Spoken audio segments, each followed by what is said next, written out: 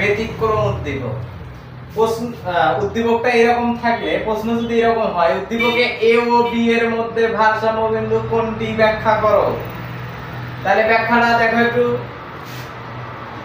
উদ্দীপকে এ ও বি এর মধ্যে ভারসাম্য বিন্দু হচ্ছে বি, কারণ বি বিন্দুতে ভারসাম্যের শর্ত দুটি পালিত হয়েছে। ভারসাম্য শর্ত দুটি হচ্ছে এমসি রেখা, এমআর রেখা পরস্পর সমান। আবার এমসি রেখাটা এমআর রেখার নিচের দিক থেকে উপরে ছেদ করে। আচ্ছা, উদ্দীপকে বি বিন্দুতে শুধুমাত্র একটি শর্ত পালিত হয়েছে। কোন শর্তটা পালিত হয়েছে? এই যে এমসি রেখা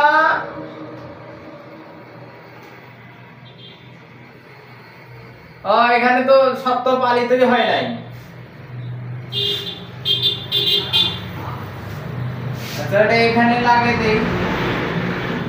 আচ্ছা, এটা এখানে এ বিন্দু দিই। আচ্ছা, এখন ঠিক হবে। উদ্দীপকে এ বিন্দুতে শুধু একটি শর্ত পালিত হয়েছে, যা এমসি রেখা, এই যে এমসি রেখাটা এমআর রেখা লাগছে, এটা হচ্ছে এক নম্বর শর্ত। দ্বিতীয় শর্ত পালিত হয়নি। যেহেতু একটি শর্ত পালিত হয়েছে, তাই এ বিন্দু ভারসাম্য বিন্দু নয়।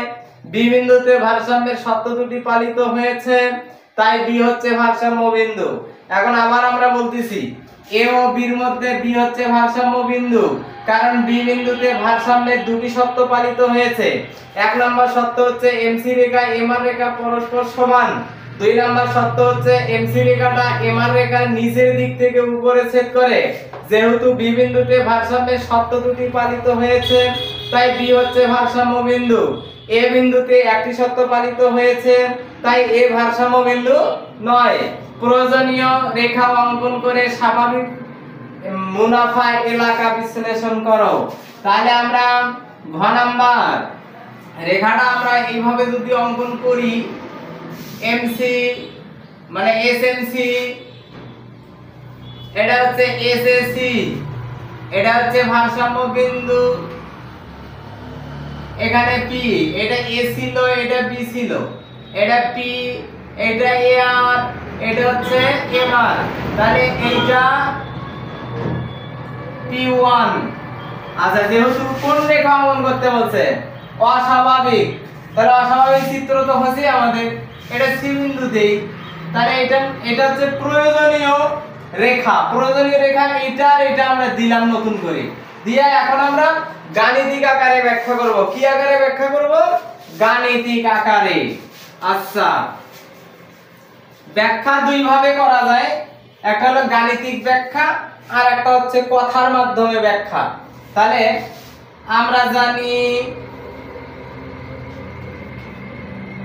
মুনাফা টিআর মাইনাস টিসি, টিআর দাম গুণ পরিমাণ। দাম কত? দাম হচ্ছে ওপি, পরিমাণ কত? ও কিউ, গুণন করলে কত? O P B Q. TC AC গুণ পরিমাণ, এসি কত? এসি হচ্ছে এইটা, তাহলে কিউ সি, কিউ সি পরিমাণ এইটা ও কিউ, গুণন করলে কত? O P one C Q. এখন মুনাফা বসাও, টিআর মাইনাস টিসি, টিআর এর মান এইটা, O P B Q, TC O P one C Q. এখন বিয়োগ করার নিয়ম হচ্ছে টিআর এর এই জমিতে কোথায়?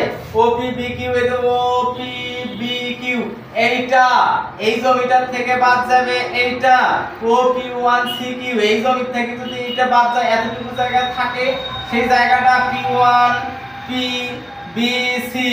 এইটা হচ্ছে অস্বাভাবিক মুনাফার এলাকা। তাহলে অতএব অস্বাভাবিক মুনাফা অঞ্চল, এভাবেও করা যাবে। চিত্র অঙ্কন করে নিয়ে সেই কি বানালো সেইটা এলাকাটা আচ্ছাদিত করে দিলাম, এভাবে অ্যান্সার